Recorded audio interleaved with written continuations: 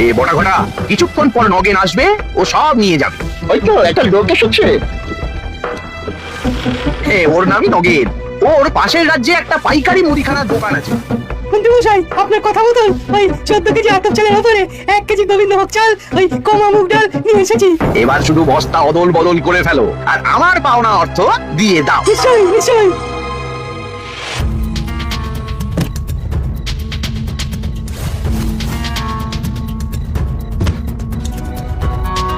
এই নিন মন্ত্রীমশাই, আপনার পাওনা।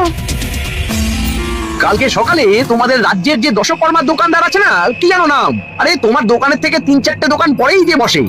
পরান পরান। হ্যাঁ পরান, ওকে পাঠিয়ে দিও কেমন? এই নাও ফর্দ। ফর্দ দেখে কম দামের জিনিসটা নিয়ে আসতে বলবে। চল চল বটা ঘটা, এবার রাজবাড়িতে যেতে হবে। চলুন।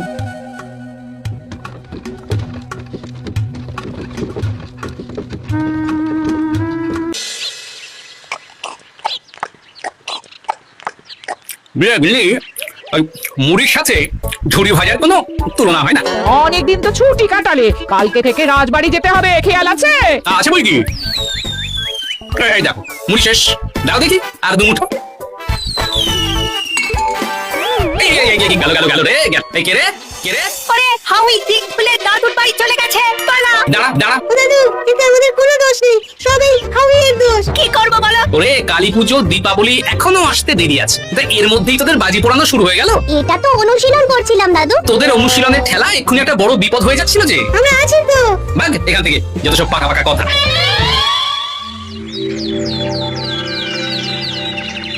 লম্বা ছুটি কেমন কাটালেন সবাই? আমার তো মহারাজ কাজের মধ্যে দুই, খাই আর শুই। বুঝে গেছি, এবার বাকিরা বলো। আমি তো দুর্গাপুজো লক্ষ্মী পুজোর পরে খুব ভালো হয়ে গেছি। বাবা, মা কালীর আশীর্বাদে আজ পশ্চিমে সূর্য উঠেছে নাকি? মানছি আমি আগে খারাপ ছিলাম, একটু মিথ্যে কথা বলতাম, অপকর্ম করতাম, কিন্তু এখন আর না। আমি আজ থেকে বদলে যাওয়া আমি। বেশ বেশ, খুব ভালো কথা। বাকিরা বলো। আমি এই লম্বা ছুটিতে শক্তিশালী আতশ কাজ বানিয়েছি। এর উত্তর লক্ষ্মী কাজ সূর্যের আলোকে একটা বিন্দুতে সংযোগ করে, সেই বিন্দুতে তাপ বেশি হয়, যা কাগজ বা কাঠকে সহজেই জ্বালাতে পারে। ছোট্ট একটা ভুল করে ফেললে বিজ্ঞানী। সামনে দীপাবলি, কালী পুজো, তুমি কোথায় আতশবাজি বানাবে তা না, তুমি আতশ কাজ বানালে।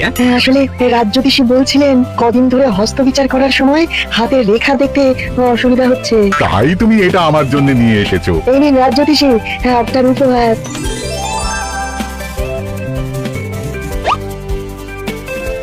ধন্যবাদ বিজ্ঞানী। বেশ অনেকক্ষণ অন্য প্রসঙ্গে আলোচনা হল, এবার আমরা মূল ছন্দে ফিরে আসি। কদিন পরেই তো কালী পুজো। সে তো আমরা জানি মহারাজ। তাই এবারে আমার ইচ্ছে রাজবাড়ির সকল সভাসদদের মধ্যে একটা আতশবাজির প্রতিযোগিতা হবে। কে কে নাম দিতে চাও বলো? আগুনে আমার ভয় অতি, হয় যদি কোনো ক্ষয়ক্ষতি।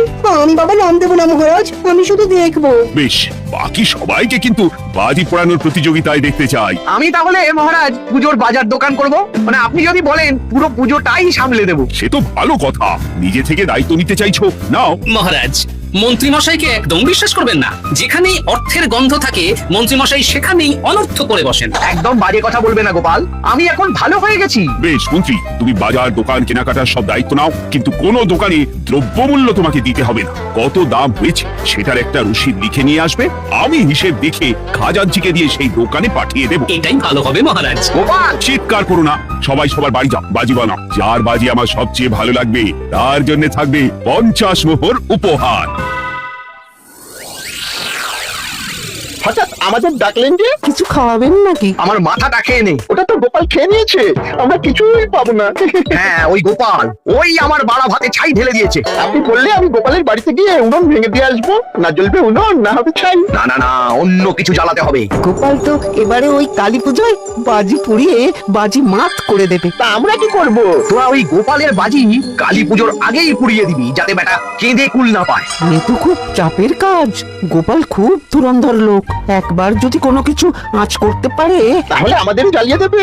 ওরে ওরে, গোপাল আমার রোজগারের রাস্তা বন্ধ করে দিয়েছে। কিভাবে কিভাবে? আমি কালী পুজোর বাজার করার দায়িত্বটা পেলাম, আর গোপাল মহারাজের কানে বিষ ফেলে বলেছে যে আমার হাতে কোনো অর্থ না দিতে দোকানে গিয়ে জিনিস কিনে রসিদ নিয়ে আসতে। আর মহারাজ কাউকে পাঠাবেন সেই বকেয়া মেটাতে, তাই তো? একদম তাই। তাহলে আপনি সব দোকানীদের সাথে শার্ট করে নিন যে দাম বাড়িয়ে লিখতে। পরে আপনি তাদের থেকে অতিরিক্ত অর্থ নিয়ে যাবেন। না না, তাতে মুশকিল আছে। যদি তারা আমাকে পরে অর্থ না দেয়, মহারাজকে বলে দেয়, তখন? হ্যাঁ তাও ঠিক। আরেকটা বুদ্ধি আছে, শুনুন। এই তো এটা দারুণ বুদ্ধি। এতে ভালো কাজ হবে, কেউ গুণাক্ষরেও টের পাবে না। দাদু, সামনে কালী পুজো, তাই আমরা তোমার কাছে মা কালীর গল্প শুনবো। বেশ, শোন তাহলে। দেবী কালী দশ মহাবিদ্যা নামে পরিচিত 10 জন দেবী রূপের মধ্যে একজন। এই 10 জন দেবী কে কে দাদু? তারা হলেন কালী, তারা, ষোড়শী, ভুবনেশ্বরী, ভৈরবী, ছিন্নমস্তা, ধূমাবতী, বগলামুখী, মাতঙ্গী এবং কমলা। আচ্ছা দাদু, আমরা যে মা কালীকে দেখি মহাদেবের বুকের উপর পা দিয়ে দাঁড়িয়ে আছেন, সেটা কেন? একবার দেবী কালী এতই ক্রোধিত হয়েছিলেন যে তিনি যুদ্ধ করতে করতে শিবের উপরে পা রেখেছিলেন। ভগবান শিবকে মাটিতে শুয়ে থাকতে দেখে তিনি তার ভুল বুঝতে পারেন এবং শান্ত হন। আচ্ছা, এই জন্যই তিনি জিভ বের করে থাকেন। হ্যাঁ, এই ঘটনাটি দেবী কালীর ধ্বংসাত্মক শক্তির রূপান্তর এবং মাতৃত্বের দিকটিকে তুলে ধরে, বুঝলি? এবারে তো তুমি রাজবাড়িতে বাজি পোড়ানোর প্রতিযোগিতায় নাম দিয়েছো। তা কি কি বাজি পোড়াবে তুমি? তুবড়ি আর রং মশাল। আমাদেরও রং মশাল বানিয়ে দিও। বেশ বেশ, দেবো দেবো, কিন্তু তার জন্য তোদের কিছু কাজ করতে হবে। কি কাজ বলো দাদু? শোন, মন্ত্রী মশাই এবারে রাজবাড়ির কালী পুজোর সমস্ত বাজার দোকানের দায়িত্ব নিয়েছেন। যদিও হাতে অর্থ পাবেন না, কিন্তু তুমি যা চালাক। তাই কোনার উপর নজর রাখতে হবে, তাই তো দাদু? হ্যাঁ, একদম ঠিক। ঠিক আছে, এখন আমি উঠি তাহলে। বাজি বানানোর জিনিসপত্র কিনতে হবে। ঠিক আছে, আমরাও তাহলে উঠি। এই যে শুনছো, কি হলো? তোমার কি বায়না বলে ফেলো। তুমি তো বাজারে যাচ্ছ, তা কিছু পোড়ামাটির প্রদীপ আর বলতে নিয়ে এসো তো। ঠিক আছে ঠিক আছে, দাও দেখি, ধরে দাও। যাই দেখি, জয় মা কালী বলে এগিয়ে যাই।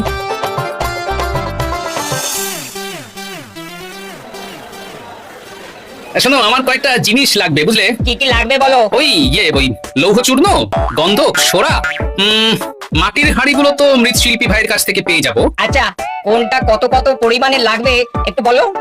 কাগজে লেখা আছে, এই দেখে দেখে দিয়ে যাও। হ্যাঁ, আর বেশ কিছু প্রদীপের সলতে দিই। আচ্ছা, দিচ্ছি।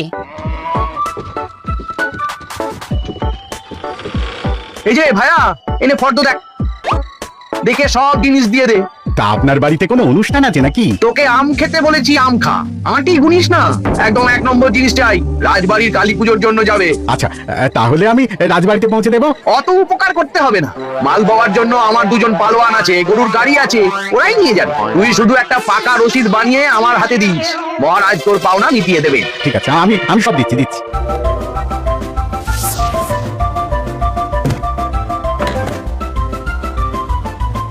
মন্ত্রী মশাই, রাজবাড়ির কেনাকাটা চলছে বুঝি? হ্যাঁ, রাস্তা ছাড়ো, তোমার সাথে বেশি কথা বলতে চাই না। এই চল চল চল।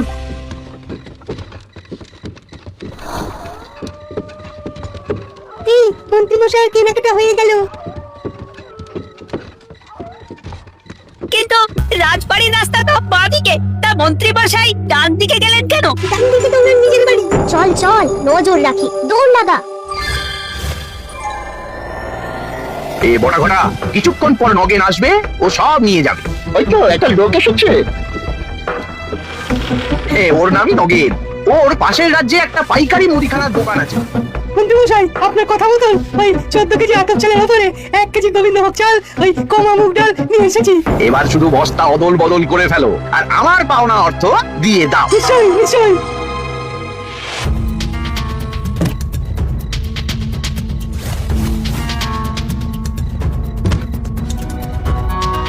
এই নিন মন্ত্রী মশাই, আপনার পাওনা।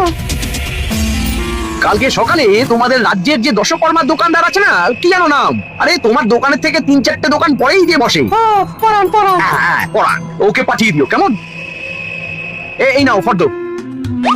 ফর্দ দেখে কম দামের জিনিসটা নিয়ে আসতে বলবে। চল চল বটা ঘটা, এবার রাজবাড়িতে যেতে হবে। চলুন।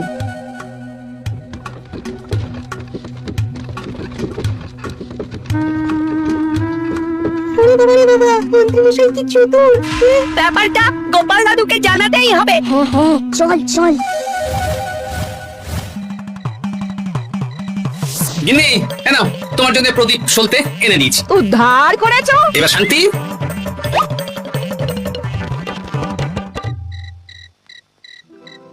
দাদু দাদু, কি রে? সর্বনাশ হয়ে গেছে। কেন রে কি সর্বনাশ হয়েছে? একটু আগে তো মন্ত্রী মশাই মুদিখানার সমস্ত মালপত্র নিয়ে নিজের বাড়ির সামনে এলেন। তারপর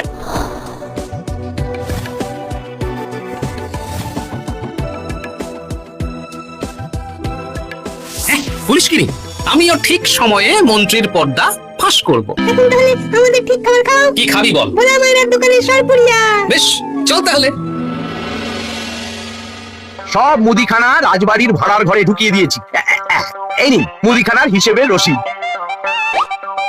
তোমার উপরে ধকল যাচ্ছে বলো? না না, মা কালীর সেবা করার সুযোগ পাচ্ছি, এতে আবার ধকল কিসে? এ তো আমার পরম সৌভাগ্য মহারাজ। ঠিক আছে, কালকে তাহলে রাজসভায় দেখা হবে। এখন এসো, আমি খাজাঞ্চিকে পাঠিয়ে মুদির দোকানে অর্থ পাঠিয়ে দেবো। আচ্ছা মহারাজ, এরপরে দশকর্মার বাজার আসবে কালকে। বেশ বেশ।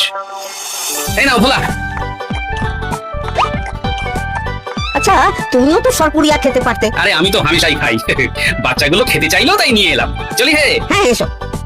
শোন, তোরা একটু খেয়াল রাখিস মন্ত্রী মশাই পাশের রাজ্যের কোন কোন দোকানির সাথে দেখা করে মালপত্র অদল বদল করছে। আচ্ছা দাদু, ঠিক আছে।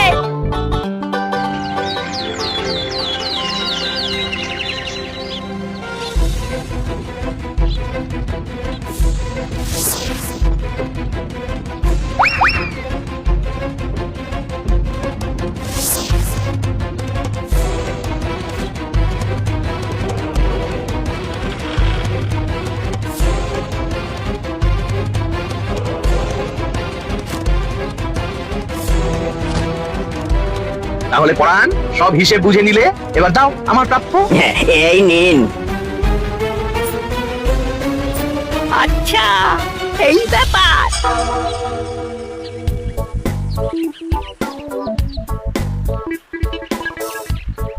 একটু আগে পরাণ বলে একজন পাশের গ্রামে দশকর্মার দোকানদার এসেছিলেন। জিনিসপত্র অদল বদল হয়ে গেল। এখন গতকালের মতন মন্ত্রী মশাই নিশ্চয়ই রাজবাড়িতে যাচ্ছেন। আচ্ছা এই ব্যাপার। ঠিক আছে, আজকেই রাজসভায় গিয়ে ব্যাপারটা জানাতে হচ্ছে। ওই কালী পুজোর বাজার কেমন হচ্ছে? ভালোই, মন্ত্রী তো যত্ন নিয়ে সব কেনাকাটা করে রাজবাড়িতে দিয়ে যাচ্ছে, আর আমার হাতে রসিদ ধরাচ্ছে। আপনি কিন্তু একবার রসিদের সাথে সাথে জিনিসপত্রগুলো নিজের চোখে দেখে নেবেন মহারাজ। এই কদিন পরেই তো পুজো। আর জিনিসপত্র আমার আগে থেকে দেখার কি আছে? আমি সব ভালো জিনিসই এনেছি। তবু মহারাজ একবার দেখে নিন, দরকার হলে এখনই দেখে নিন না।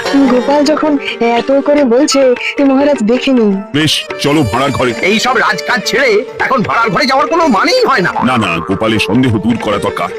চলো সবাই চলো।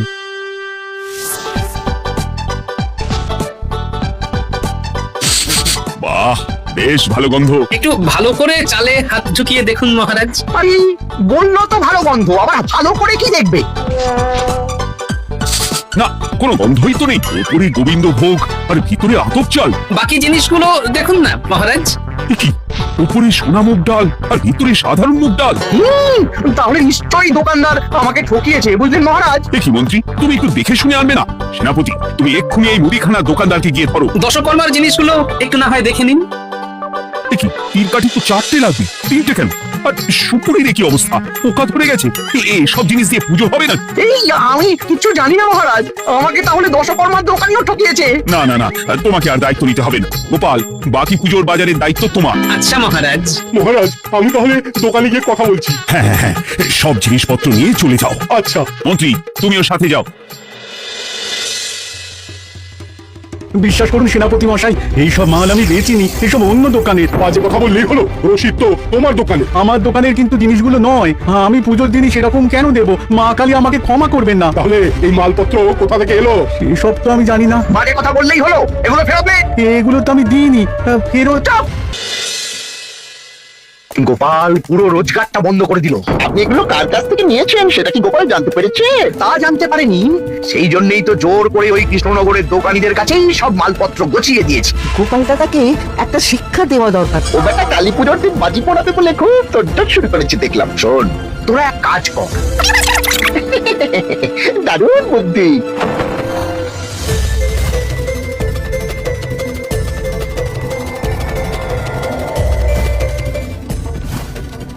এই চোর চোর চোর, আমার আতস কাঁচটা নিয়ে পালিয়ে গেল। চোর চোর!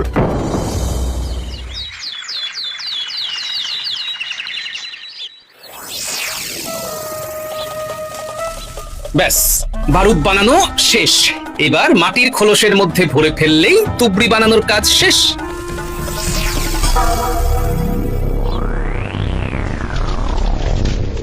এই চলে গেল যা সব বারুদ চলে গেল। হায় হায় হায় হায়, কি হলো রে বাবা? একে বারুদ কিভাবে জ্বললো? এখানে তো আগুন নেই। সেটাই তো বুঝতে পারছি না, কত বড় সর্বনাশ হয়ে গেল গো। সর্বনাশ তো হবেই গোপাল, তুমি মহারাজের কাছে আমার নামে নালিশ ঠুকেছো, আর ভগবান তার শিক্ষা দিয়েছে। এ কি বটা, তোর হাতে আতশ কাজ কি করে এলো? তার মানে তোরা আতশ কাজ দিয়ে কিচ্ছু প্রমাণ করতে পারবে না গোপাল। বেশ, মা কালী আছেন, ঠিক সময়ে ঠিক জিনিস প্রমাণ করব।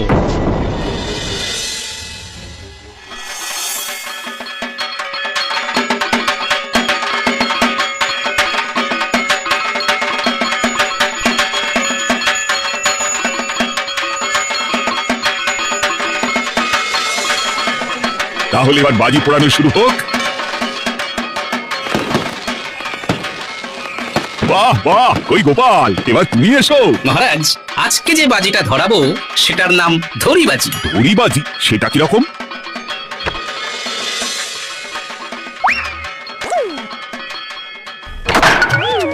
এ কি মস্করা করছো? এ তো হাঁড়ি থেকে কাগজ বেরোলো। এবার এই কাগজগুলোর মধ্যে কয়েকজন লোকের নাম লেখা আছে, সেগুলো আপনি পড়ুন মহারাজ। আর সেনাপতি মশাই আর প্রহরী, তোমরা মন্ত্রী মশাইয়ের কাছাকাছি থাকো, হ্যাঁ, যাতে উনি পালাতে না পারেন। আমি পালাবো কেন? আমি চুরি করেছি নাকি? পরাণ মণ্ডল, পাশের গ্রামের দোষকর্মা দোকানদার। এই সেরেছে, এই এ কি করে এলো? আমি নিমন্ত্রণ করেছি।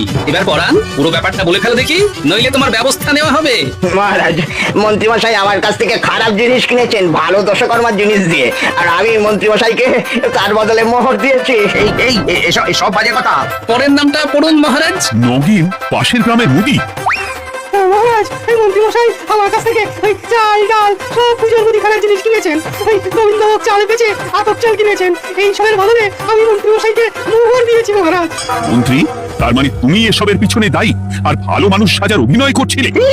আমি কিচ্ছু জানি না মহারাজ, বিশ্বাস করুন। চুপ! আরো আছে, রাজ্যোতিষীর আতশ কাজ মন্ত্রীমশাই বটাঘটাকে দিয়ে চুরি করিয়েছেন, এবং সেই আতশ কাজ দিয়েই আমার বানানো বারুদ বটাঘটা জ্বালিয়ে দিয়েছে। সেটা অবশ্য আমি এখন প্রমাণ করতে পারবো না।